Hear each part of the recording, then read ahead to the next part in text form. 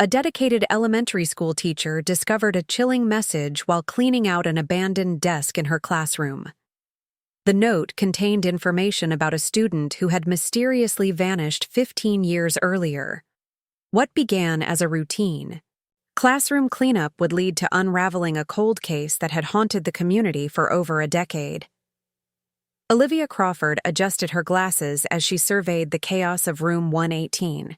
The fluorescent lights buzzed overhead, casting a harsh glow on the scattered desks, outdated educational posters, and layers of dust accumulated during summer break. 36 years old, with auburn hair that never quite stayed in its bun, Olivia had taught 4th grade at Pinewood Elementary for nearly a decade. But this year was different. The school district had finally approved renovations for the East Wing, which meant Olivia's classroom would be completely modernized before September. "You've got until Friday to salvage what you want," Principal Mercer had told the affected teachers.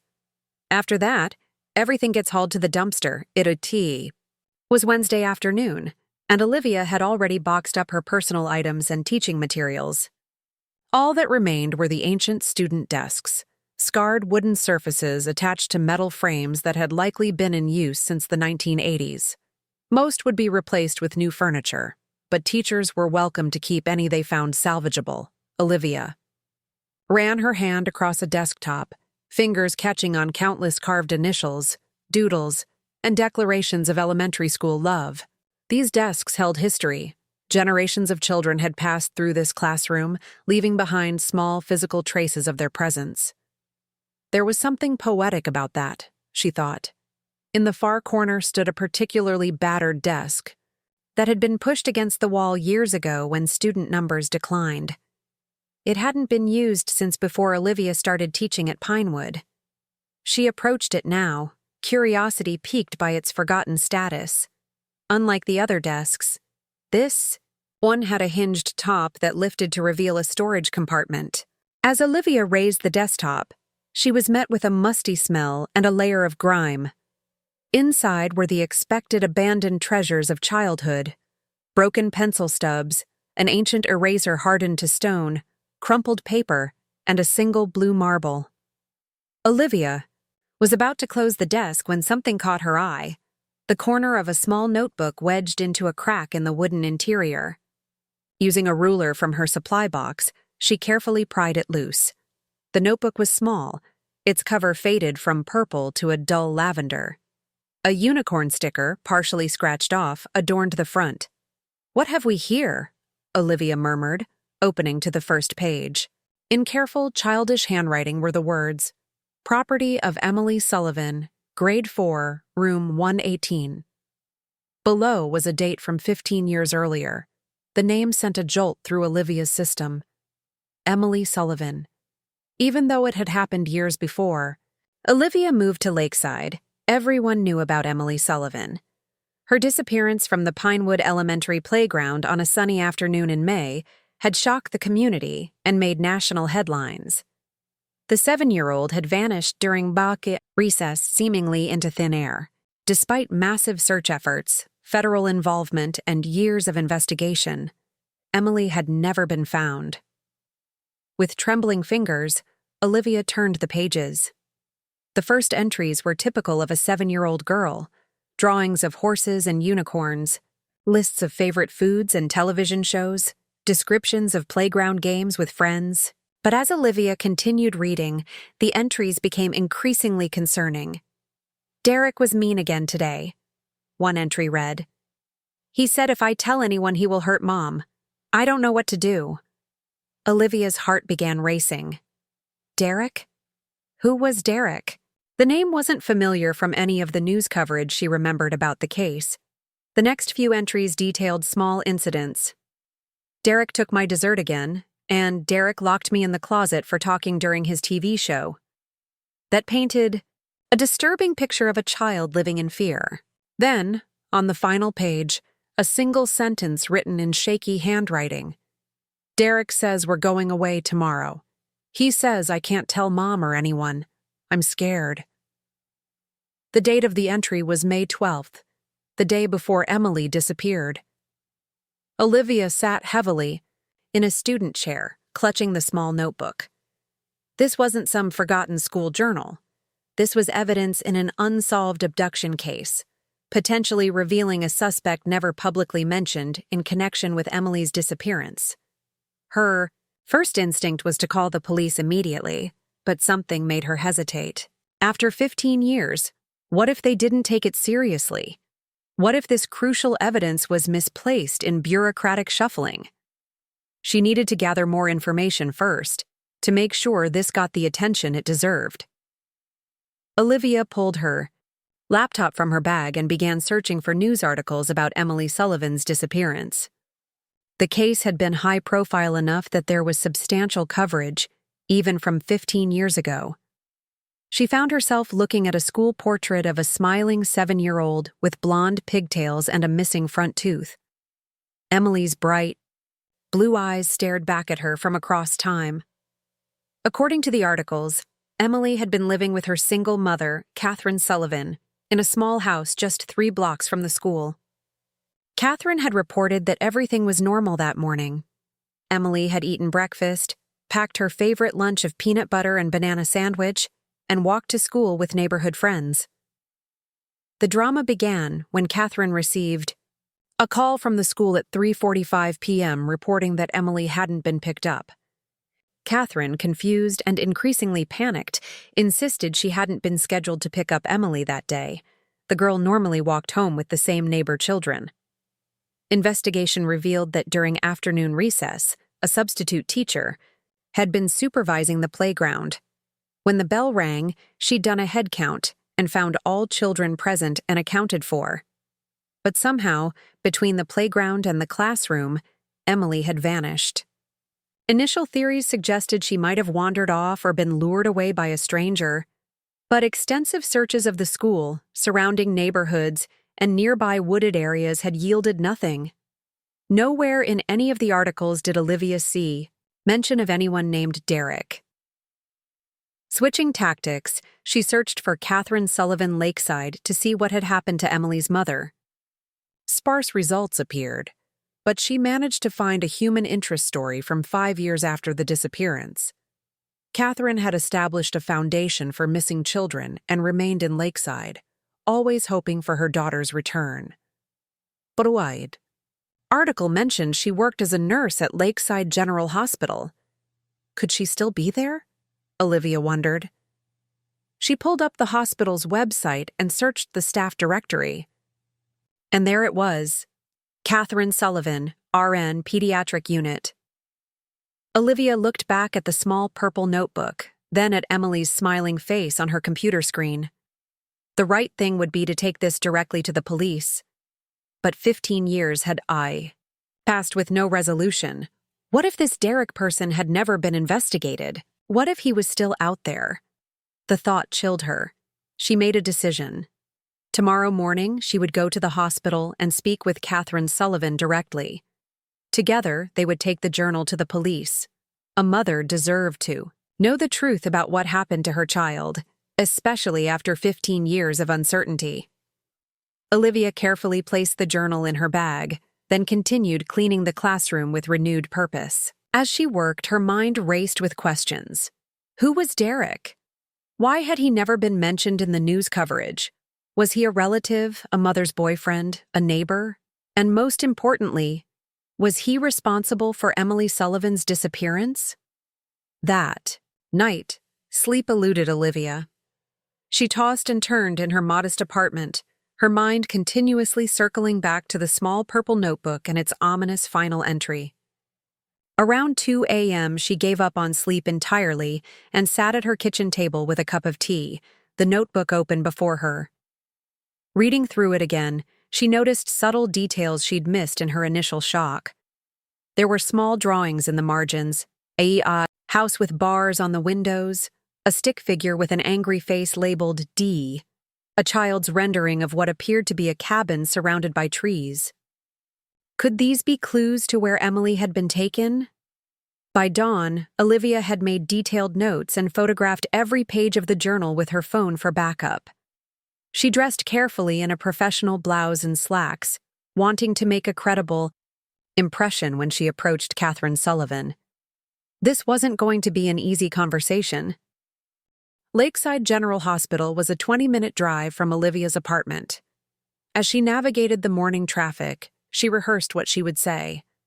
How exactly does one tell a mother that new evidence about her missing child has been discovered after 15 years? There was no protocol for this, no appropriate greeting card sentiment. The hospital's pediatric unit was on the 3rd floor. Olivia approached the nurse's station, her heart pounding so loudly she was certain others could hear it. "I'm looking for Catherine Sullivan," she told the young receptionist. "Are you a parent of one of our patients?" the woman asked, glancing at her computer. "No, I'm a teacher at Pinewood Elementary. I need to speak with Catherine about something important." The receptionist raised an eyebrow but picked up the phone. After a brief exchange, she pointed down the hall. "She's in the medication room. You can wait for her by the staff lounge, 2nd door on the left." Olivia nodded her thanks and walked in the indicated direction, clutching her bag containing the precious journal. She had barely reached the staff lounge when a woman emerged. From a room across the hall, Catherine Sullivan had aged since the newspaper photos taken around the time of the disappearance, but was still recognizable. Now in her late 40s, her blonde hair was cut in a practical bob, and fine lines etched the corners of her eyes. She wore blue scrubs and a professionally neutral expression as she approached. "I'm Catherine. Ellie said you're from Pinewood?" Her voice was pleasant but guarded. "Yes, I'm Olivia Crawford. I teach 4th grade there." Olivia took a deep breath. "Is there somewhere private we could talk? It's about Emily." Catherine's professional composure faltered for just a moment. In that brief flash, Olivia saw 15 years of pain. "Follow me," Catherine said quietly, leading Olivia to a small consultation room used for private conversations with patients' families. She closed the door and turned to face Olivia, arms crossed protectively across her chest. "What about Emily? Has something been found?" Olivia gently removed the purple notebook from her bag. "I was cleaning out my classroom yesterday, preparing for renovations. This was hidden in an old desk. Emily's desk, I believe." Catherine's hand flew to her mouth as she recognized the notebook. "Her journal," she whispered, reaching for it with trembling fingers. "She carried this everywhere that spring. I thought it was lost with her." "It appears she left it at school the day before she disappeared," Olivia explained softly. "Ms. Sullivan, have you ever heard of someone named Derek in connection with Emily?" Catherine's reaction was immediate and visceral. All color drained from her face, and she sank into a chair as though her legs could no longer support her. "Where did you hear that name?" she asked, her voice barely audible. "It's in the journal. Emily wrote about him multiple times. She seemed afraid of him." Catherine opened the journal with shaking hands, quickly scanning the entries Olivia had spent hours poring over. Tears welled in her eyes and spilled onto the faded pages. "I never knew," she whispered. "She never told me." "Who is Derek?" Olivia asked gently. Catherine looked up, her eyes haunted. "Derek Mercer was my boyfriend for about 6 months when Emily was 7. He moved in with us briefly, but the relationship didn't work out. He left town shortly after Emily disappeared. The police questioned him as a matter of procedure, but he had an alibi for that afternoon. He was at a job interview in Jefferson City, nearly 2 hours away. Multiple people confirmed seeing him there." Olivia felt a chill run down her spine. "Mercer? Like Principal Mercer at Pinewood?" Catherine nodded, wiping tears from her cheeks. "Robert Mercer is Derek's older brother. He became principal about 5 years after Emily vanished. I was surprised when he took the position, but he claimed he wanted to improve school security because of what happened to Emily. I've always avoided him as much as possible during school functions." Olivia's mind reeled with this new information. Principal Robert Mercer had been at Pinewood for a decade, overseeing the very school from which Emily Sullivan had vanished. And his brother had lived with Emily and her mother just before the disappearance. "The journal suggests Derek was threatening Emily," Olivia said carefully, "that he was planning to take her away." "But his alibi checked out," Catherine insisted. though doubt clouded her features. He was in Jefferson City at the time. Either way, this is new evidence the police should see, Olivia pressed gently. Emily was clearly afraid of him, and that final entry— She didn't need to finish the thought. Catherine stared at the journal, at her daughter's handwriting frozen in time. "You're right," she finally said, straightening her shoulders. After all these years, even with a solid alibi, the police should know about this. She fixed Olivia with a determined gaze. "But first, I want to confront Robert Mercer. If Derek was planning something, his brother might have known." "Is that wise?" Olivia asked, concerned by the sudden intensity in Catherine's expression. "I've spent 15 years wondering what happened to my daughter," Catherine replied, her voice hardening.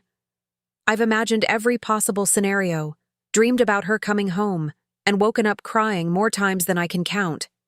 If Robert Mercer knows anything at all, I want to hear it directly from him." Olivia hesitated. Her discovery had set events in motion that were quickly spiraling beyond her control.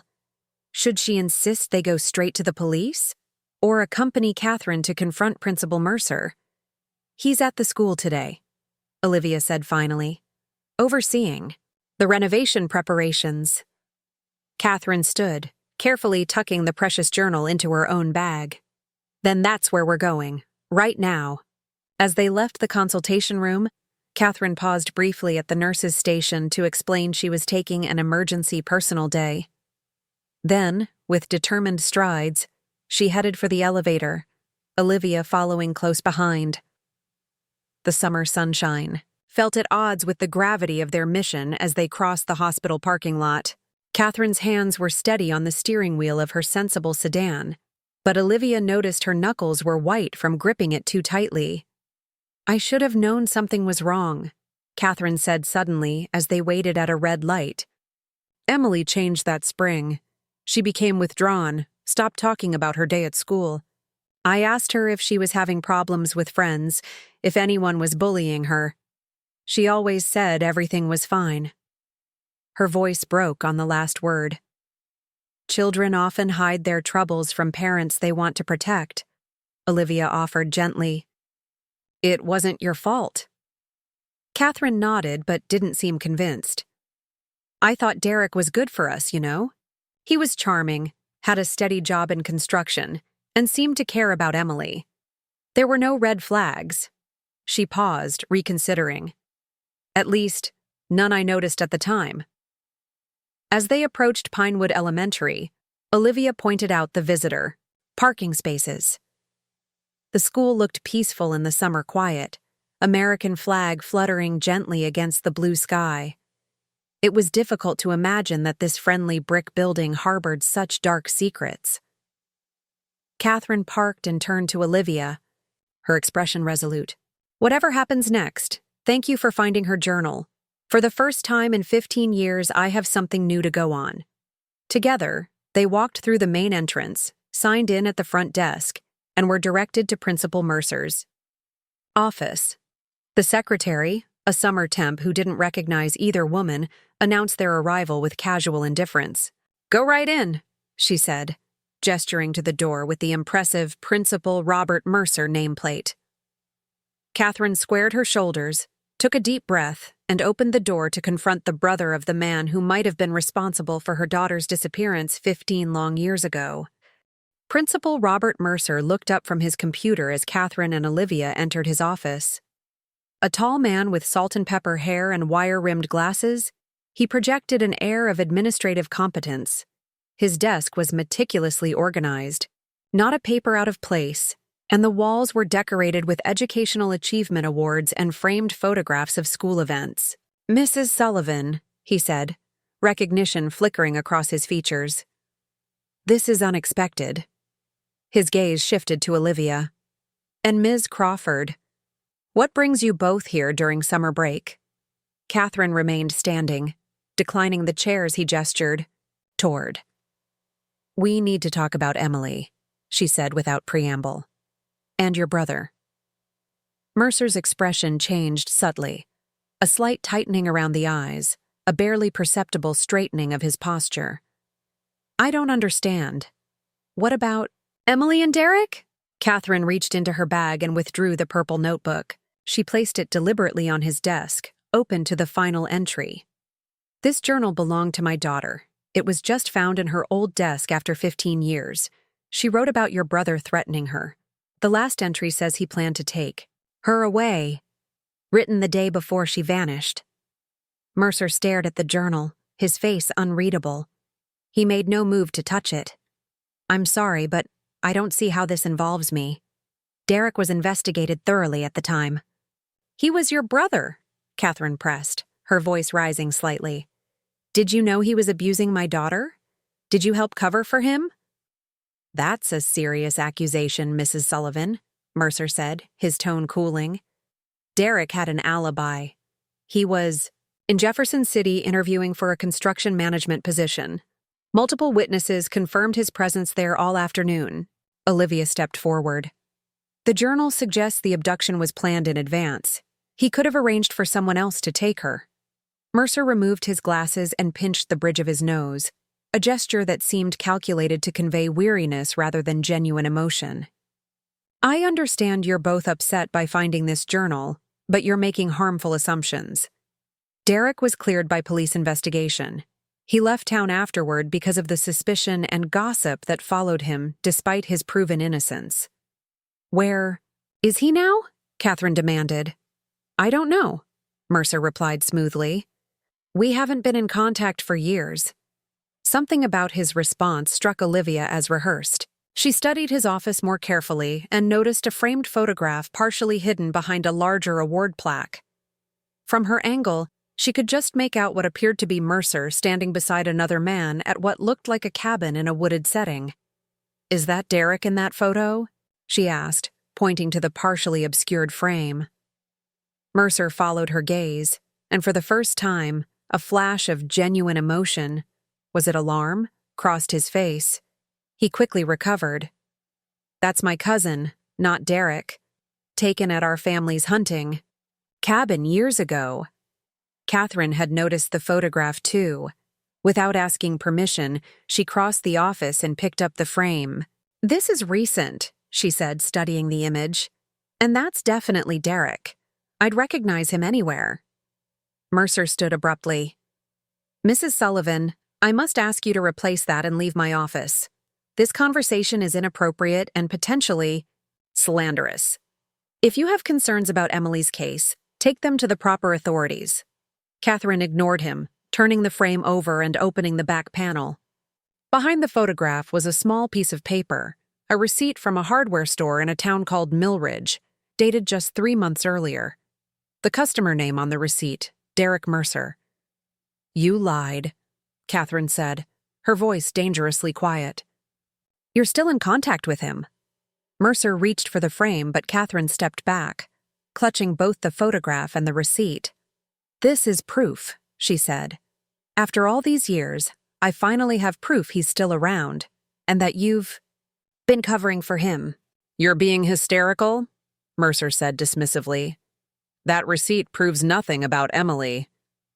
Olivia's mind was racing. Millridge, she knew that name. It was a small town about 40 miles north of Lakeside, nestled in the foothills where many people had hunting cabins and weekend retreats. She remembered Emily's journal drawings, the cabin surrounded by trees. "The cabin in Emily's drawings," Olivia said suddenly. "Is it in Millridge?" Mercer's composure slipped further. "I don't know what you're talking about. This has gone far enough." He reached for his desk phone. "I'm calling security." Catherine moved with surprising speed for a woman her age, grabbing the phone before he could. "You know something," she said, her voice breaking. "All these years, you've known something about my daughter. Was she at that cabin? Is she still there?" Mercer's face reddened. "This is absurd. I've dedicated years to this school, improved security protocols because of what happened to Emily. I've supported the annual fundraisers for her search fund. How dare you accuse me of involvement in her disappearance?" "Then explain this," Catherine demanded, holding up the receipt. Explain why you lied about being in contact with Derek. My relationship with my brother is complicated, but has nothing to do with Emily, Mercer insisted. He's had a difficult life, struggles with alcohol, can't hold down a job. I let him stay at the family cabin occasionally. That's all. Olivia remembered something else from the journal. Emily wrote that Derek locked her in a closet for talking during his TV show. Was he living with Catherine and Emily when this happened? Mercer hesitated before answering. Derek stayed with them briefly, yes, but he moved out weeks before Emily disappeared. He was staying with me until he found his own place. So he had access to the school, Olivia pressed. Through you. This is ridiculous, Mercer snapped, but his confident demeanor was crumbling. Derek was in Jefferson City when Emily vanished. That's documented fact. People can be in two places, Catherine said, a terrible suspicion dawning in her eyes. Or they can have help. The atmosphere in the office had grown unbearably tense. Mercer seemed to realize he'd lost control of the situation. His next words were measured, his tone conciliatory. Listen, I understand this journal has brought up painful memories, but dragging my brother's name through the mud again won't bring Emily back. The police investigated thoroughly. Derek cooperated fully. His alibi was airtight. Catherine wasn't swayed. We're taking this journal and the receipt to the police, she said firmly. They can decide if there's a connection. Fine, Mercer said, spreading his hands in apparent surrender. Do what you feel you must, but leave my office now before I call security and report you for theft of personal property. Olivia placed a hand on Catherine's arm. They had what they needed: the journal, the photograph, and the receipt. Better to leave before the situation escalated further. We're going, she said quietly to Catherine. We have enough to take to the police. Catherine nodded, tucking the evidence into her bag with trembling hands. As they turned to leave, Mercer spoke again, his voice unnervingly calm. The police won't reopen a 15-year-old case based on a child's journal and a hardware store. Receipt. You'll be disappointed again, Catherine. Some mysteries are never solved. Something in his tone sent a chill down Olivia's spine. It wasn't a statement of sympathy, but almost a warning. Catherine paused at the door, fixing Mercer with a steady gaze. I never stopped looking for her. I never will. They left Mercer's office and walked quickly through the school hallways. Neither spoke until they reached Catherine's car in the parking lot. He knows something, Catherine said, her hands shaking as she fumbled with her keys. After 15 years, I'm certain of it now. Olivia nodded, processing everything they'd learned. We need to go to the police immediately. They need to investigate the cabin in Millridge. Catherine started the car but didn't immediately drive. Away. The local police dismissed Derek too quickly the first time, accepting his alibi without question. What if they do the same now? Olivia considered this. Then we contact the state police or even the FBI. Emily's case would have been in their jurisdiction as a possible interstate abduction. Catherine gripped the steering wheel, staring at the school building through the windshield. What if she's been at that cabin all this time? What if she's still alive? The possibility hung between them, both tantalizing and terrifying. After 15 years, most missing children cases ended tragically. But there were exceptions. Children, found alive years after their disappearances, having been hidden away by their captors. First the police, Olivia said gently. One step at a time. Catherine nodded and put the car in gear. As they pulled away from the school, Olivia glanced back at the building. Through the main office window, she could see Mercer watching them. Leave! His cell phone pressed to his ear. He's calling someone, Olivia said, unease prickling along her spine. Catherine's knuckles whitened on the steering wheel. Derek! He's warning Derek! The Lakeside Police Department was housed in a modern building downtown, its lobby bright and impersonal. Catherine approached the front desk with determination, Olivia beside her. "I need to speak with Detective Samuels." "Or Detective Rivera," Catherine told the uniformed officer at reception. "They worked my daughter's missing person case 15 years ago." The officer, a young woman who couldn't have been more than a rookie at the time of Emily's disappearance, typed something into her computer. "Detective Samuels retired 3 years ago. Detective Rivera is now Captain Rivera. He's in a meeting, but I can see if he's available for an emergency." "Tell him it's about Emily Sullivan," Catherine said. "Tell him we've found new evidence."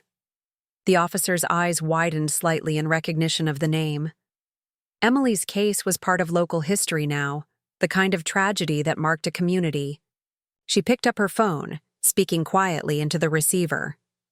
After a brief exchange, she nodded to Catherine and Olivia. "Captain Rivera will see you. Down the hall.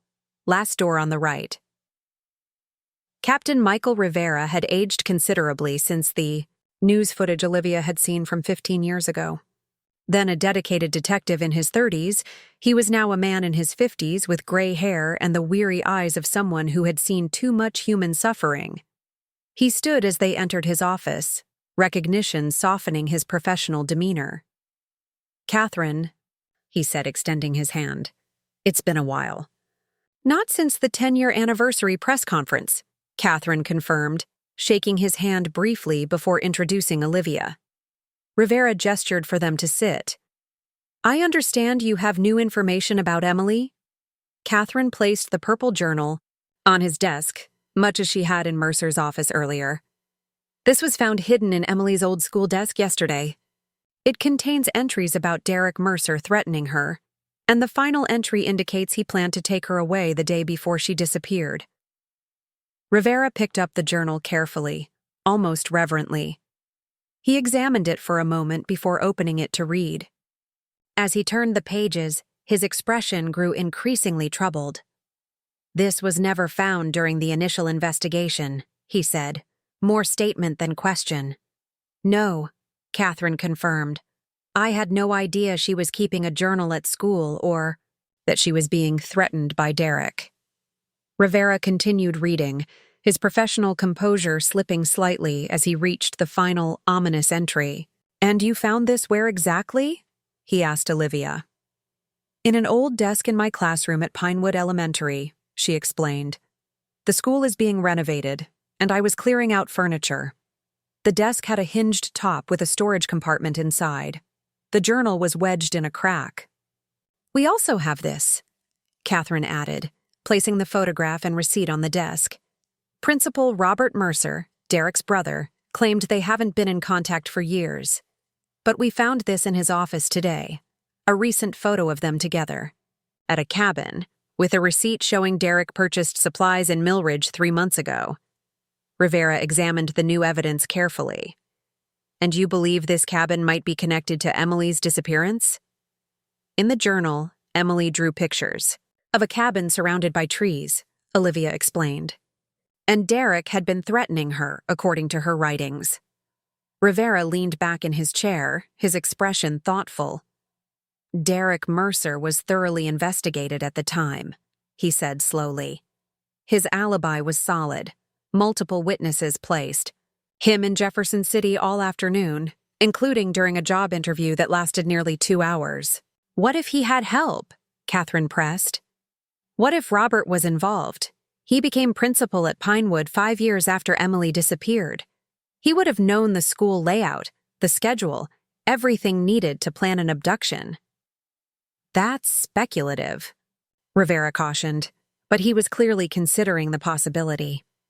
Robert Mercer had no known connection to the school at the time of Emily's disappearance. He was working as an administrator in the Jefferson City School District. Olivia and Catherine exchanged surprised glances. "Jefferson City?" Olivia repeated. "Where Derek allegedly had his interview." Rivera's expression sharpened. "Yes, that's correct." "So Robert could have helped create Derek's alibi," Catherine said, the pieces falling into place. "He could have arranged for people to claim they saw Derek in Jefferson City when he was actually taking Emily." Rivera was silent for a long moment. studying the evidence before him. Finally, he picked up his phone and pressed a button. "This is Captain Rivera. I need a search warrant for a property in Millridge, and I need officers to locate and detain Robert Mercer and Derek Mercer for questioning in connection with the Emily Sullivan disappearance." He paused, listening to the response. "Yes, I'm reopening the case. New evidence has surfaced." As he hung up, Rivera turned back to Catherine and Olivia. "I'll need formal statements from both of you, and we'll need to authenticate this journal. But I believe you've brought us the first real lead in this case in 15 years. Catherine pressed, a hand to her mouth, tears filling her eyes. "Do you think, could she possibly be alive?" Rivera's expression was gentle but cautious. "I can't make any promises, Catherine. 15 years is a long time, but we will investigate this thoroughly. If Emily is out there, we'll find her." As they provided their formal statements to a detective, Rivera assigned to the case, Olivia couldn't help wondering what was happening at the Millridge cabin at that very moment. Had Mercer's phone call reached Derek? Was evidence being destroyed, or worse, was someone being moved or harmed? Her concerns must have shown on her face, because Rivera approached her as the detective finished taking her statement. "We have officers heading to the cabin now," he assured her, "and others looking for both Mercer brothers.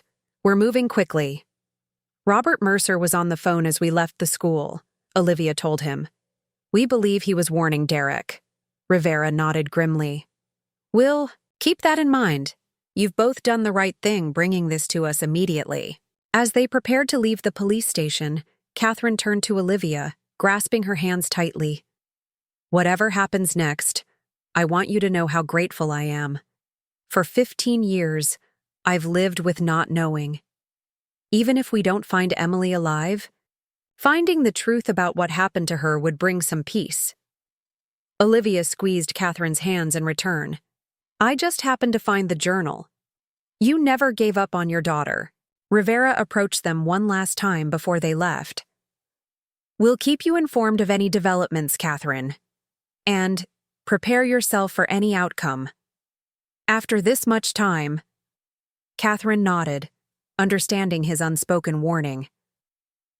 "I've imagined every possible scenario over the years, Captain. I'm as prepared as I can be." As they stepped outside the police station, Catherine's phone rang. She answered it, her expression quickly changing from anticipation to concern. "Slow down, Robert," she said. "What do you mean the police are harassing you?" Olivia moved closer, able to hear the agitated voice of Principal Mercer through the phone. "Your wild accusations have caused a disaster," he was saying. "Officers just came to the school to question me about Emily's disappearance. My career could be ruined." "They're investigating a legitimate lead," Catherine replied, her voice steady. "If you have nothing to hide, you have nothing to worry about." "Listen to me," Mercer hissed, his voice dropping to an urgent whisper. "You need to stop this now. Tell them you made a mistake, that you're emotionally distraught. If you don't, things could get much worse." "Are you threatening me?" Catherine asked, her voice hardening. "I'm warning you," Mercer replied. "For your own good." "Where is she, Robert?" Catherine demanded suddenly. "Is Emily alive?" There was a long pause before Mercer spoke again. "Meet me at Lakeside Park in 1 hour. Come alone. No police. I'll tell you everything then." The line went dead before Catherine could respond.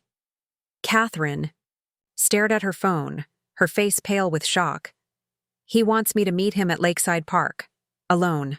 Olivia immediately shook her head. "You can't go by yourself. It's too dangerous." "But if he knows something about Emily—" Catherine's voice trailed off, torn between hope and fear.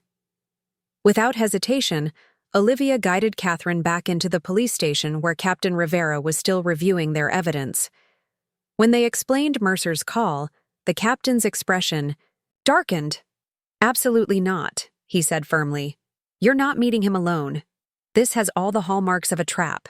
"But he said he'd tell me everything," Catherine insisted, desperation edging her voice. "After 15 years, I can't just ignore this chance. Rivera considered for a moment, then nodded slowly. We can set up a controlled meeting. You'll wear a wire, and we'll have plainclothes officers throughout the park. If Mercer tries anything, we'll intervene immediately. Catherine agreed to the plan with visible relief. While the technical team prepared the surveillance equipment, Rivera filled them in on the latest developments. We've issued an APB for Derek Mercer, he explained. And we have officers en route to the cabin in Millridge with a search warrant. As for Robert Mercer, we've been monitoring him since you left the station. He's currently at his home, which is why his call to arrange this meeting is particularly interesting. You think it's a diversion? Olivia asked. Rivera nodded. Possibly. He may be trying to buy time for Derek to destroy evidence at the cabin. Catherine's hands trembled as a female officer fitted her with a discreet microphone and transmitter. What if Emily is at the cabin? What if she's been there all this time? Rivera's expression was compassionate but realistic. Catherine, I want you to be prepared. Even if Emily was taken to that cabin initially, the chances of her still being there after 15 years. He didn't finish the sentence, but his meaning was clear. I know, Catherine whispered, but I have to hope. It's all I've had for 15 years. Within 40 minutes, the plan was in place. Catherine would meet Mercer at the designated bench near the park's central fountain. Plainclothes officers would be stationed throughout the area, and surveillance. Vans would monitor from nearby streets. Olivia would remain at the station, where she could listen to the conversation as it unfolded.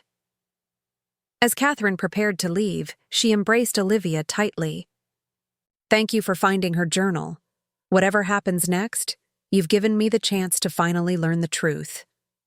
Olivia returned the embrace, fighting back tears. Be careful, and remember you're not alone out there. After Catherine left with Captain Rivera, Olivia was escorted to a small room where technical officers had set up audio equipment. Through headphones, she could hear ambient park sounds and Catherine's controlled breathing as she approached the meeting spot. Minutes ticked by agonizingly slow. Olivia checked her watch, 2:47 p.m. The meeting was set for 3 hours. Catherine had arrived early as instructed, allowing officers to secure the area. At precisely 3 p.m., Olivia heard a new voice through the headphones. You came alone. Good. Robert Mercer's voice sounded strained, nothing like his usual authoritative tone. You said you would tell me everything, Catherine replied, her voice remarkably steady. Is Emily alive, Robert? There was a long pause. Through the headphones, Olivia could hear the distant sounds of children playing, birds singing, the ordinary soundtrack of a summer day in the park, jarringly at odds with the tension of the moment. It was never supposed to happen, Mercer finally said, his voice low. Derek had problems, serious problems, but he wasn't a monster, not initially. What happened to my daughter? Catherine demanded. Derek became obsessed with Emily, Mercer continued as if he hadn't heard the question. He told me she reminded him of a girl from our childhood, a girl he claimed had hurt him deeply. I knew he was growing too attached, inappropriate in his attention to her. That's why I suggested he move out, stay with me for a while. But he was still threatening her, Catherine pressed. Emily wrote about it in her journal. Did you know? Another pause. Not at the time, Mercer admitted. Derek told me he missed her, that he felt she was the only one who understood him. I thought it was just emotional attachment, not threats. I never imagined he would take her, Catherine finished for him. Kidnap a 7-year-old child from her school? He said it was an impulse, Mercer whispered. He was supposed to be in Jefferson City that day. He had an interview, but he canceled it last minute, drove to Pinewood instead. He said he just wanted to see Emily, to talk to her one last time before leaving town. Olivia's heart raced as she listened. After 15 years, the truth was finally emerging. When did you find out? Catherine asked, her voice tight with controlled emotion. That night, Mercer replied. He called me in a panic, said he'd done something terrible, that he needed help. I drove to the cabin in Millridge, and there she was. Through the headphones, Olivia heard Catherine's sharp intake of breath. She was alive? At the cabin? Yes, Mercer confirmed. Frightened, crying for you.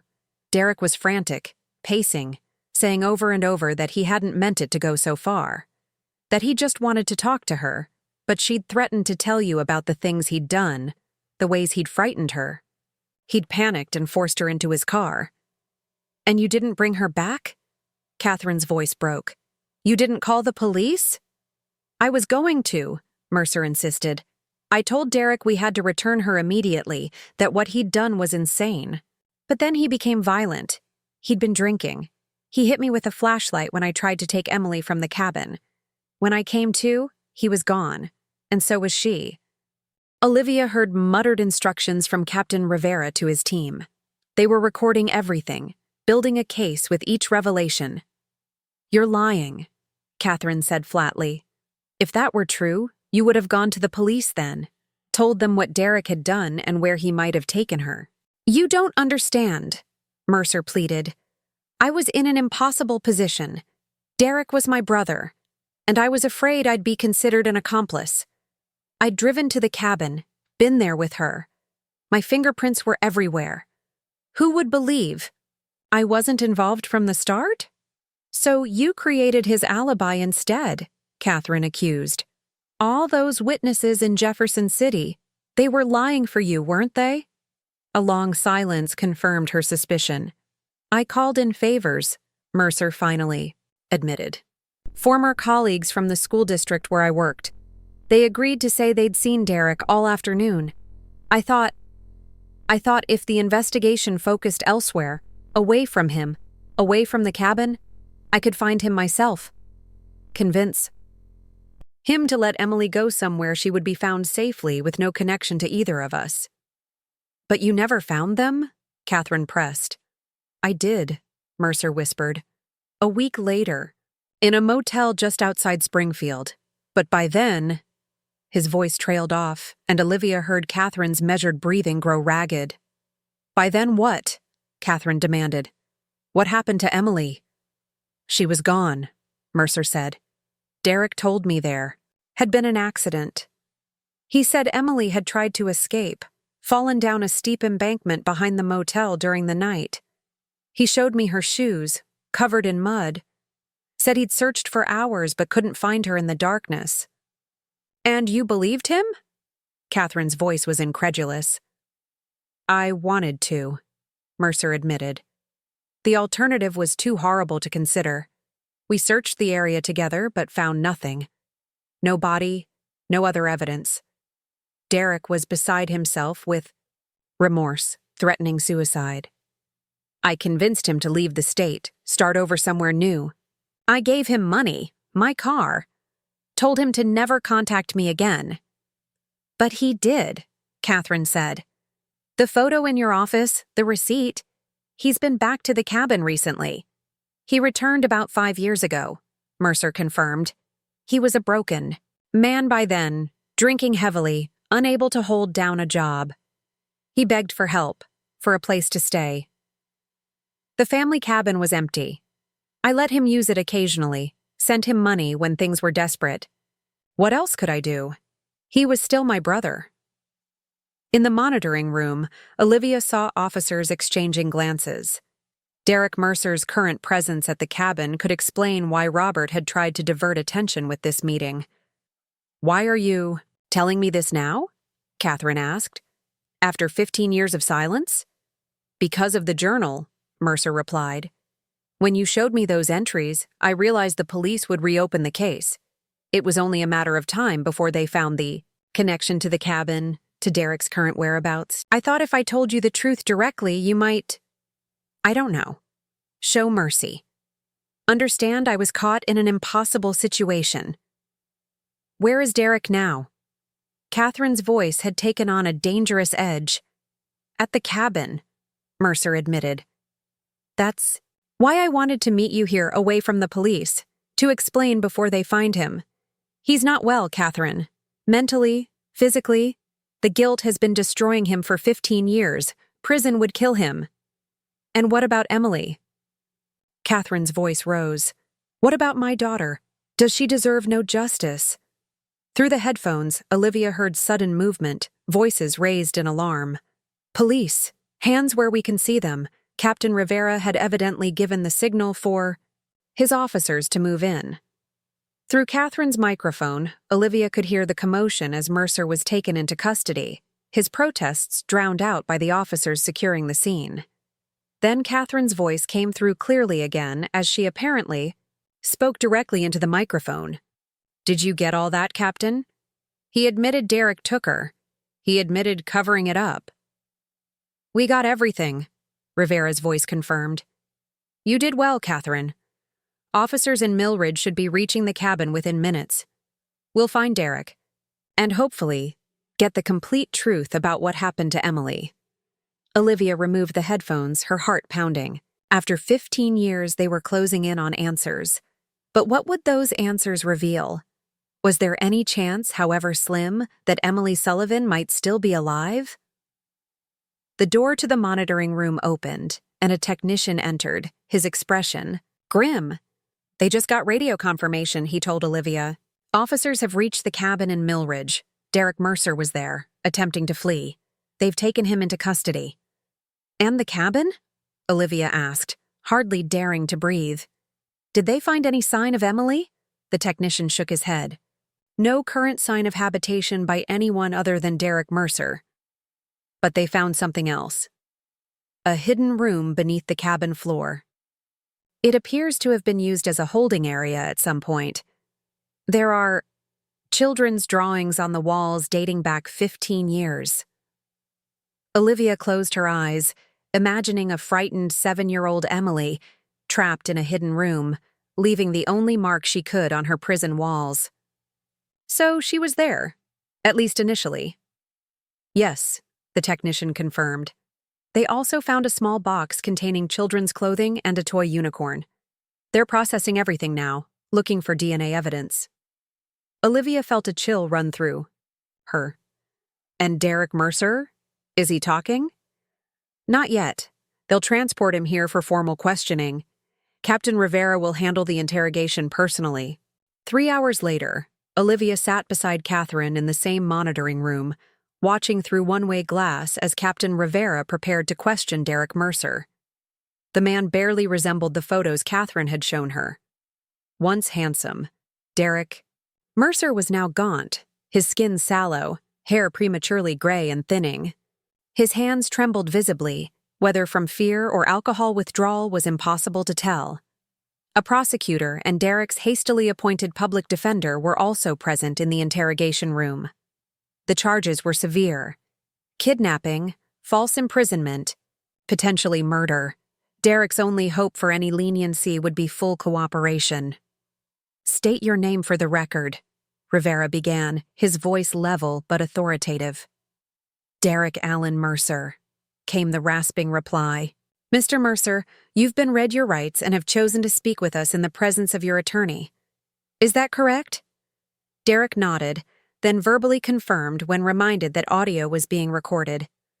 We've arrested your brother Robert Mercer as an accessory after the fact in the disappearance of Emily Sullivan, Rivera continued.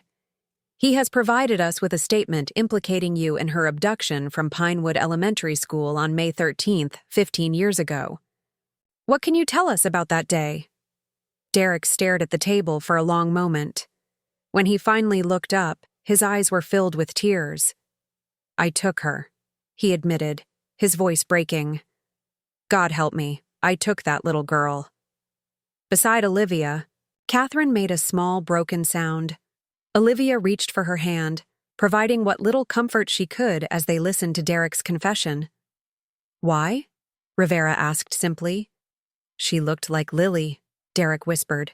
My little sister who died when we were children.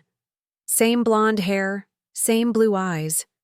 When I first met Emily, the resemblance, it haunted me. I felt like I was being given a second chance to protect a child the way I couldn't protect Lily. So, You became involved with Catherine Sullivan to be near her daughter? Derek nodded miserably. At first it was innocent. I genuinely cared for Catherine, but my feelings for Emily became confused. She wasn't just Catherine's daughter to me. She became a symbol, a replacement for Lily. When Catherine asked me to move out, said things were moving too fast, I couldn't bear the thought of losing Emily again. Again, Rivera repeated. You mean losing Lily again? Yes, Derek admitted. In my mind, they had become the same. I know now how sick that was. But then it seemed perfectly logical. Emily even kept a journal, just like Lily used to. Emily's journal mentioned you threatening her, Rivera pressed. Locking her in closets, telling her you would hurt her mother. Derek's face crumpled. I never hurt her physically, but I frightened her. When she didn't behave exactly as I thought she should, as Lily would have, I became angry. I wanted her to need me, to depend on me as her protector. It was twisted. I see that now. What happened the day you took her from school? I had a job interview in Jefferson City that day, but I canceled it that morning. I couldn't stop thinking about Emily, about how I was losing her. I drove to the school instead, parked near the playground. When I saw her at recess, I called her name. She came to the fence, frightened but obedient. I told her I needed to speak with her urgently, that her mother had been hurt. Catherine's grip on Olivia's hand tightened painfully. She came with you willingly? Rivera asked. Derek nodded. At first, but once in the car, she realized we weren't going to the hospital. She started crying, demanded I take her back. I panicked. I drove straight to the cabin in Millridge. I had prepared a room for her there, beneath the main floor. I told her. It was a special place just for her, like a secret fort. And then, I kept her there for 6 days, Derek confessed. Brought her food, books, toys. Tried to make her understand that I was saving her, giving her a better life than she would have had otherwise. But she never stopped asking for her mother, never stopped crying when she thought I couldn't hear. Did Robert know where you'd taken her? Not at first, but he figured it out. Came to the cabin that 6th night, furious. Said I had to take her back immediately. We argued. I had been drinking. I hit him with a flashlight. When he was unconscious, I took Emily and ran. I was afraid he'd call the police, afraid of losing her again. Where did you take her? Rivera asked the question Catherine and Olivia were both desperate to hear answered. A motel outside Springfield? Derek replied, confirming the story Robert had told. The Blue Pine Motel. We stayed there 3 nights. I was trying to decide what to do, where to go next. I knew I couldn't keep running with a child. People would ask questions, but I couldn't bear to give her up. What happened at the motel, Derek? Rivera's voice was gentle but insistent. Derek covered his face with his hands. The 3rd night, I drank too much, passed out. When I woke in the morning, Emily was gone. The door was unlocked. I searched everywhere. The motel grounds, the nearby woods, the road leading to town. Nothing. You expect us to believe a 7-year-old girl simply vanished? Rivera asked skeptically. She was smart, Derek insisted. And determined. She'd been watching me, learning the patterns. Knew I slept heavily after drinking. She must have waited until I was unconscious, then slipped out. And you never found her? Never, Derek confirmed, tears streaming down his face now. Robert arrived later that day. He'd tracked us there somehow, helped me search, but there was no trace of her. The area behind the motel was heavily wooded with steep ravines. We feared she had fallen, been injured, or that someone else had found her, picked her up on the highway. Yet you never reported this to the police, Rivera pointed out. Never told her mother what had happened. How could I? Derek asked brokenly. I would have gone to prison for decades, and without knowing for certain what had happened to her, I would have given Catherine false hope. That seemed crueler than letting her mourn. So you ran instead, Rivera summarized. Left her mother to spend 15 years wondering, searching, hoping? Yes, Derek whispered. I ran. Robert helped me leave the state. I lived under a different name in Texas for years, working construction jobs, moving when people asked too many questions. But the guilt? It never left me. I started drinking heavily, couldn't hold jobs. Eventually came back to Missouri, to the only place that felt like home. The cabin. And Robert allowed you to stay there, knowing what you'd done. He's my brother, Derek said simply. He believed I had suffered enough, that Emily's disappearance was likely an accident, not deliberate harm. Rivera leaned forward. Derek, is there anything else you can tell us about what happened to Emily? Any detail, however small, that might help us determine her fate? Derek was silent for a long moment, seemingly lost in painful memories. There was a truck stop about a mile from the motel, he finally said. I remember seeing a long-haul trucker there when we checked in, playing with a small dog outside his cab. Emily noticed him too, commented on how cute the dog was. If she escaped the motel, that truck stop would have been the first place with people she might have encountered. You think she might have approached the trucker? Rivera pressed. It's possible, Derek admitted. She was a smart girl, would have known to seek help from an adult, and the dog would have drawn her attention. Rivera made a note, then fixed Derek with a penetrating gaze. I have to ask you directly, Derek. Did you kill Emily Sullivan? No, Derek replied immediately, his bloodshot eyes meeting Rivera's directly. Whatever I did, and I know it was unforgivable, I never physically harmed her. I loved her, in my sick, twisted way. If she died that night, it was from exposure or a fall, not by my hand. Do you believe she's still alive?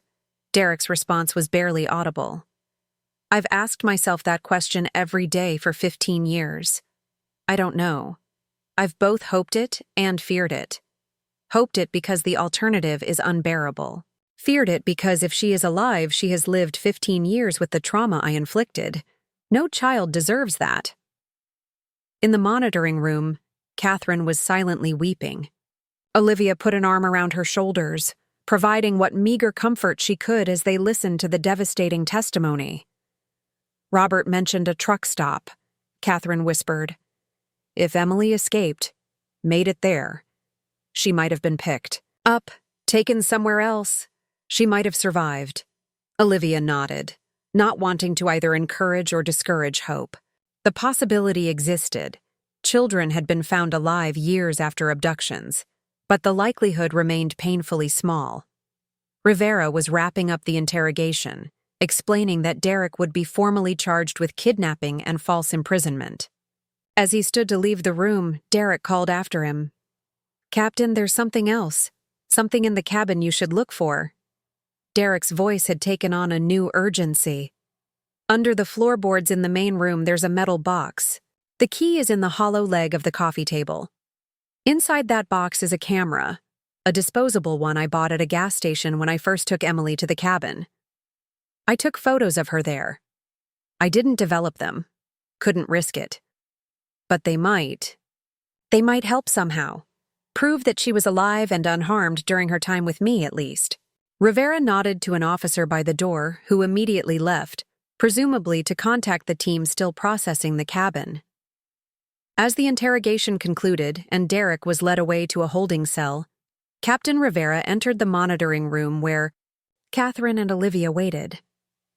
I'm sorry you had to hear all that, he said gently to Catherine. But at least now we know what happened. We can focus our investigation on the area around that motel, the truck stop he mentioned. You believe his story? Catherine asked, her voice hoarse from crying. That she escaped? That he didn't kill her? Rivera considered the question carefully. He has no reason to lie at this point. His confession already guarantees significant prison time. And his emotions seemed genuine. The guilt, the uncertainty about her fate. So there's a chance, Catherine whispered. A chance she's still alive. A chance. Rivera confirmed cautiously. We'll need to identify the truck stop, track down any truckers who might have been there that night. It's a long shot after 15 years, but not impossible. And if Emily did approach someone there, was picked up and taken elsewhere, she might have ended up in the foster system under a different name, especially if she was too traumatized to clearly explain who she was. Or someone might have taken her in, Olivia suggested, without reporting it. Rivera nodded. That's also possible, though illegal. Either way, we'll investigate every angle. We owe Emily that much, after all this time. As they left the station, the sun was setting, casting long shadows across the parking lot. Catherine stopped beside her car, her expression a complex mixture of grief and renewed determination. 15 years, she said quietly. 15 years of not knowing. And now we have answers. Olivia completed the thought. Not all of them, not yet, but more than we had yesterday. Catherine nodded, then reached out to squeeze Olivia's hand. Thank you for finding that journal, for not dismissing it as a child's scribblings. Without you, none of this would have come to light. I just opened a desk, Olivia said modestly. You never gave up searching for your daughter. And I never will, Catherine replied, a new fire in her eyes. Not until I know with absolute certainty what happened to her.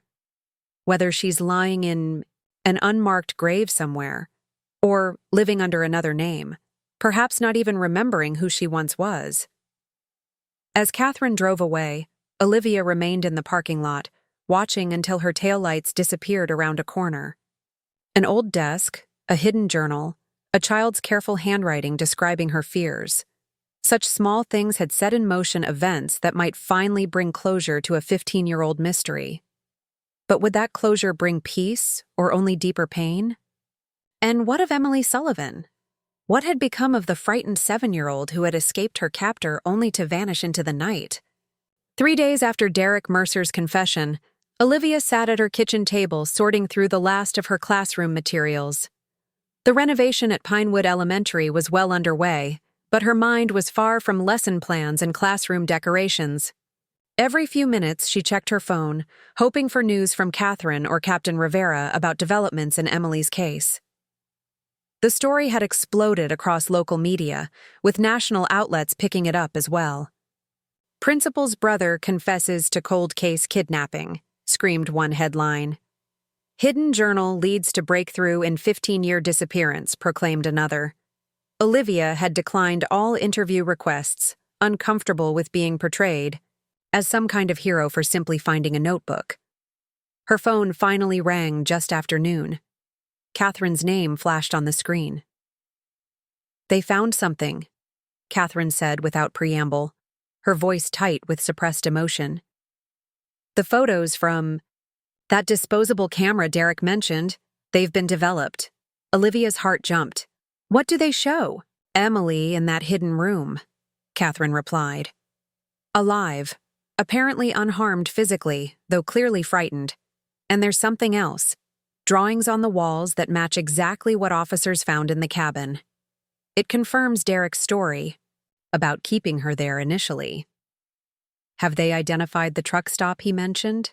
Olivia asked. Yes, it was called the Big Rig, off Highway 60. It's still there, though under different ownership now. Captain Rivera is sending officers to interview current and former employees, see if anyone remembers a young girl showing up alone that night. That's good progress, Olivia said encouragingly. What about Robert Mercer? He's been charged as an accessory after the fact, Catherine confirmed. His attorney is trying to arrange a plea deal in exchange for any additional information he might have, but Rivera doesn't think he knows more than he's already shared. After ending the call, Olivia tried to return to her sorting, but found it impossible to focus. The mystery of what had happened to Emily after she escaped the motel consumed her thoughts. Had she reached the truck stop? Had someone picked her up from there? A well-meaning trucker, perhaps, or someone with darker intentions? Or had she become lost in the woods behind the motel, as Derek and Robert had feared? The next morning, Olivia's doorbell rang unexpectedly. Opening it, she found Captain Rivera on her doorstep, his expression inscrutable. "I hope I'm not interrupting," he said politely. "I have some information about the case that I wanted to share with you and Catherine in person. She's meeting us at the station in an hour, but I thought you might want to hear this privately first." Olivia's stomach tightened with apprehension. "You've found her? Emily? May I come in?" Rivera asked instead of answering directly. Olivia led him to her small living room, clearing a stack of books from the couch to make space for him to sit. "What is it? What have you found?" Rivera placed a file folder on the coffee table between them. "We located a former truck driver named Harold Winters who was regularly at the Big Rig truck stop during the time period when Emily disappeared. He remembered picking up a young girl there one night who matched Emily's description. Blonde, around 7 years old, wearing pajamas and looking frightened. Olivia's hand flew to her mouth. So she did make it to the truck stop. She escaped. Rivera nodded. According to Winters, the girl wouldn't give her name or say much about where she'd come from. She just kept asking to be taken somewhere safe, away from the bad man. Winters was heading to Chicago the next morning. He claimed he tried to contact local authorities, but it was the middle of the night and he couldn't reach anyone immediately. Rather than leave her alone at the truck stop, he let her sleep in his cab's spare bunk and planned to take her to police in the next town on his route. But he didn't, Olivia guessed, noting Rivera's careful phrasing. "No," Rivera confirmed. About 50 miles down the road, he stopped at a diner for breakfast. The girl seemed calmer by then, less frightened.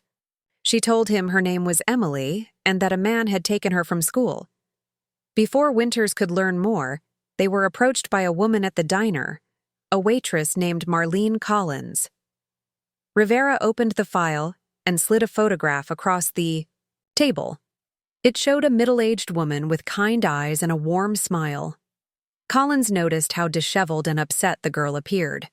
When she learned that Winters had found her alone and was a complete stranger, she became concerned. She offered to help, saying her sister was a social worker who could ensure the child was properly cared for while authorities located her family.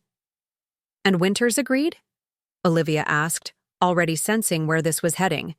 "He did." Rivera nodded.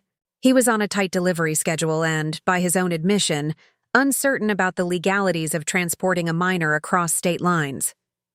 Collins seemed legitimate. She'd worked at the diner for years, was known to the community. He left Emily in her care, with the understanding that Collins would contact the proper authorities. "But she didn't," Olivia said flatly. "No," Rivera confirmed. Marlene Collins had recently lost her own daughter to a custody battle with her ex-husband. When Emily came into her life, a frightened child with no clear guardian, it triggered something in her. Instead of contacting authorities, she took Emily home, told neighbors and coworkers she was her niece, recently orphaned. Eventually, she moved to Illinois, where she and Emily lived under different names. Olivia struggled to process this information. So Emily is alive? After all this time? Rivera's expression softened. "Yes, Emily Sullivan is alive." Tears sprang to Olivia's eyes. "Does Catherine know?" "Not yet," Rivera replied. "That's why I wanted to speak with you first. There are complications." "What kind of complications?" Olivia asked, wiping away tears. Emily, or Lily Collins, as she's been known for the past 15 years, doesn't remember her life before the abduction clearly. She was only 7 when it happened, and the trauma of the kidnapping, followed by the abrupt transition to a new identity, created a kind of psychological barrier. Marlene Collins never told her the truth about her origins. As far as Emily knows, she's always been Lily Collins, daughter of Marlene.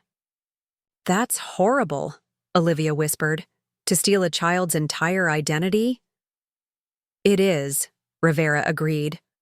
"Marlene Collins will face serious charges, but the situation requires delicate handling. Emily, Lily, is now 22 years old. She's a college student in Chicago studying psychology. Her entire sense of self is built around an identity that isn't truly hers. "How did you find her?" Olivia asked. After interviewing Winters, we tracked down the diner he mentioned.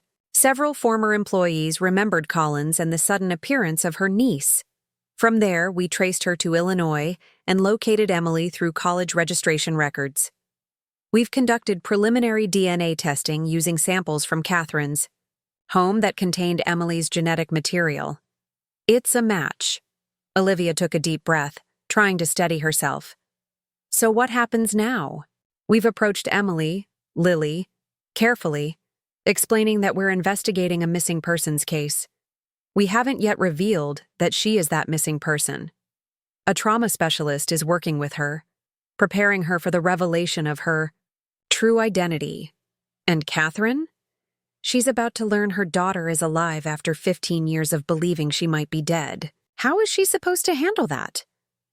Rivera's expression was sympathetic, but professionally composed. "That's why I wanted to speak with you first. Catherine trusts you. She'll need support when she learns the truth, especially since reconciliation with Emily won't be simple or immediate. Emily has no conscious memory of Catherine. She'll need time to process this revelation about her life." Olivia nodded, understanding the monumental complexity of the situation. "I'll be there for her, for both of them, if Emily wants." An hour later, Olivia sat beside Catherine in Captain Rivera's office as he gently explained what their investigation had uncovered. Catherine listened in stunned silence, tears streaming down her face as she learned her daughter had been alive all these years, living less than 5 hours away in Chicago. "When can I see her?" Catherine asked when Rivera had finished, her voice barely above a whisper. "She's being flown in this afternoon," Rivera explained. "The FBI has been working with her for the past 24 hours, helping her understand what happened. She's agreed to meet you, but I need to prepare you for the fact that this won't be an instant reunion. Emily has no clear memories of you or her life before the abduction. She's confused, frightened, and trying to reconcile two entirely different identities." Catherine nodded, her expression a mixture of joy and heartbreak. "I understand. I've waited 15 years. I can wait longer if that's what she needs." The meeting was arranged for 4 p.m. at a neutral location, a private room in the city's Family Services building. Olivia accompanied Catherine for moral support, watching as the woman who had never given up hope paced anxiously, adjusting her hair, checking her appearance in a compact mirror. "What if she hates me?" Catherine whispered. "What if she blames me for not protecting her?" "She won't," Olivia assured her, though she had no way of knowing how Emily might react. "You never stopped looking for her. That's what matters." At precisely 4 p.m., there was a soft knock at the door. A woman from the FBI entered first, followed by a young woman with shoulder-length blonde hair and familiar blue eyes. Older, changed, but unmistakably the same eyes from the school photograph of 7-year-old Emily Sullivan. Catherine froze, her hand flying to her mouth. For a long moment, no one spoke. The young woman, Emily, stared at Catherine with an expression of curious uncertainty. "Emily," Catherine finally whispered, taking a small step forward but not approaching further, respecting the distance her daughter clearly needed. "They told me that's my real name," the young woman said quietly. "That I was kidnapped when I was 7. That you're my biological mother." Catherine nodded, unable to speak through her tears. "I don't remember you," Emily continued, her voice apologetic. "I've tried, since they told me yesterday, but I can't remember anything from before. From before the truck stop." "That's okay," Catherine managed to say. "It's been a long time, and you were so young." Emily nodded, shifting awkwardly. "They showed me pictures of us together when I was little, and DNA tests confirming we're related." She paused, struggling to find words. "It's all so surreal. To discover everything I thought I knew about myself isn't true. I can't imagine. How difficult this must be for you, Catherine said gently. I don't expect you to suddenly remember or to feel an immediate connection. I never stopped looking for you. Never stopped hoping you were alive somewhere. Something in Emily's expression softened slightly. They told me that too, that you kept searching all these years, that you started a foundation for missing children. It helped me cope, Catherine explained. To think that, even if I couldn't find you, maybe I could help other families avoid the same pain. Emily took a tentative step forward. I have a lot of questions about who I was before, about our family, about everything. I'll answer anything you want to know, Catherine promised. Whatever you need, however long it takes.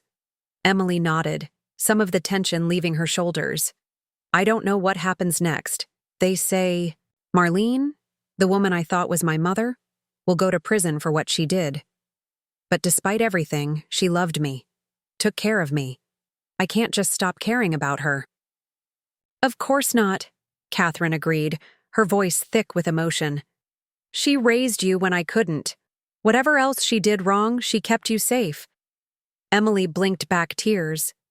The FBI agent said you're a nurse at the children's hospital, that you never left Lakeside because you were afraid I might try to come home someday and wouldn't be able to find you. Catherine nodded.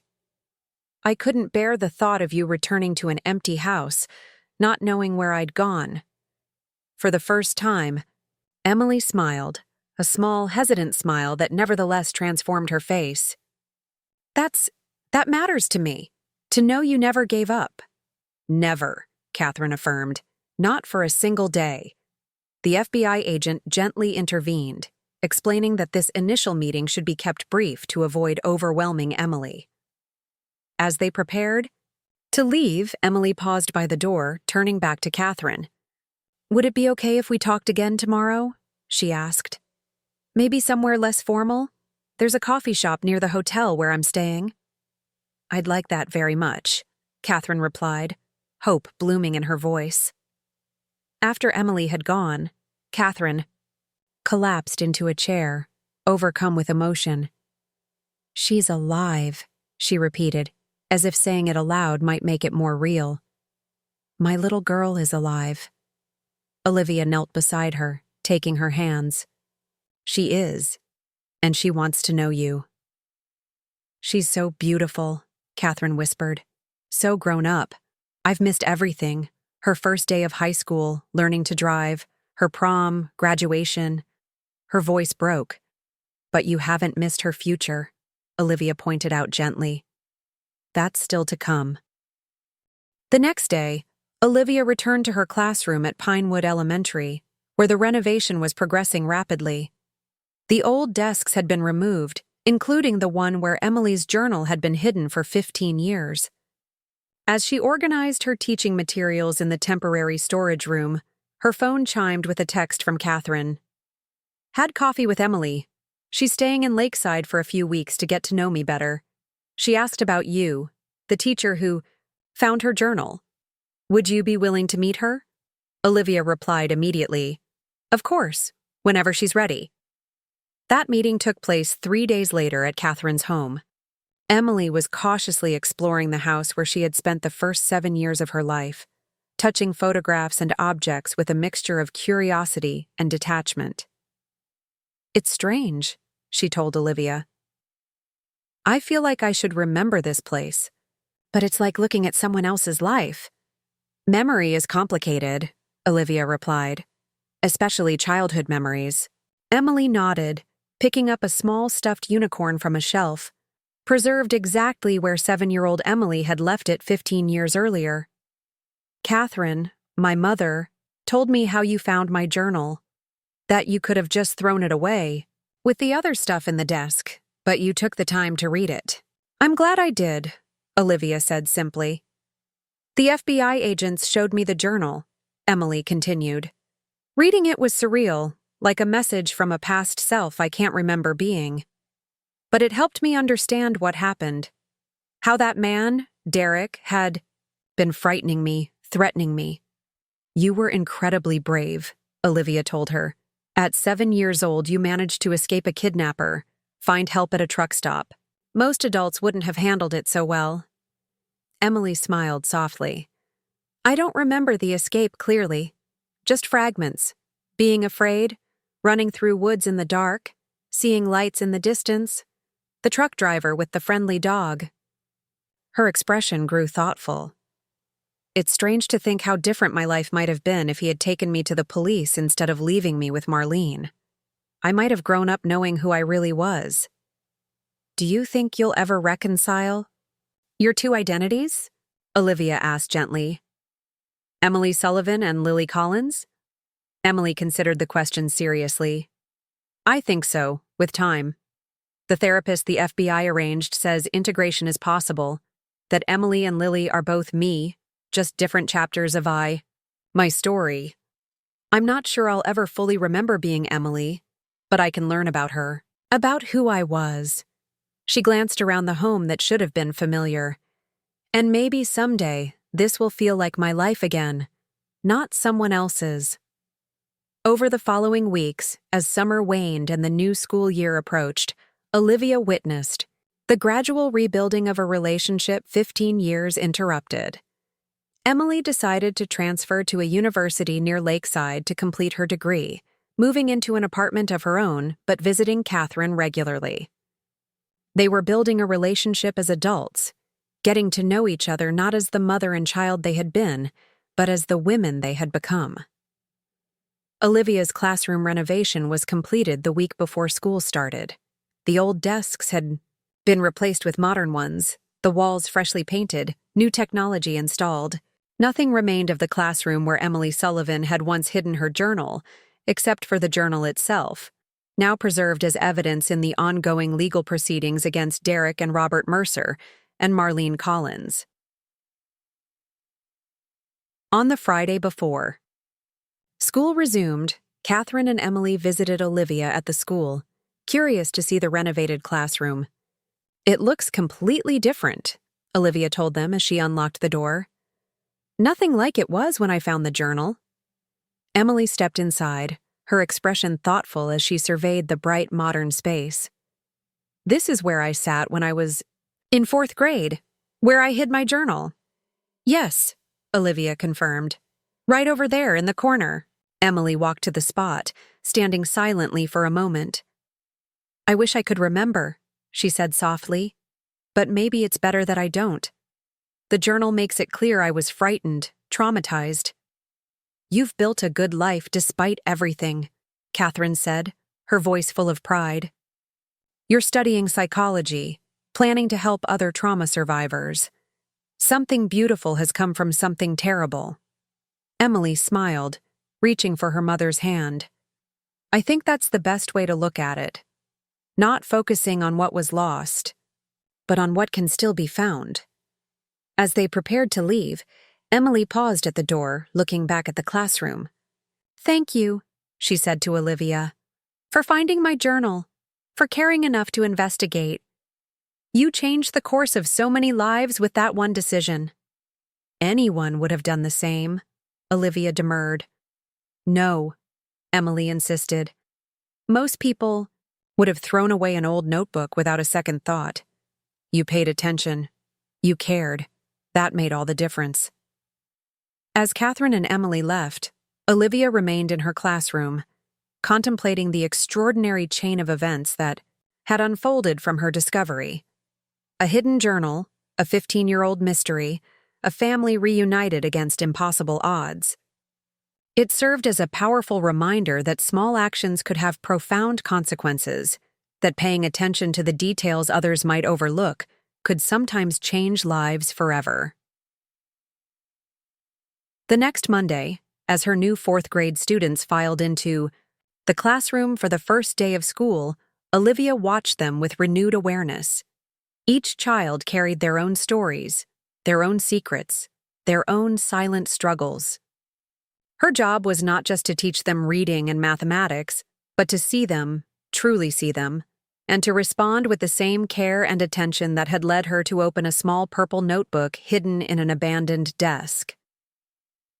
For Emily Sullivan, that attention had meant the difference between remaining lost and finally being found. Thank you for joining us for today's powerful story of perseverance, hope, and the incredible impact small acts of attention can have. If you were moved by Emily's journey, please subscribe to our channel for more inspirational true stories that remind us of the resilience of the human spirit. Hit the notification bell so you never miss a new upload, and share this video with someone who might need a reminder that even after years of darkness, light can still be found.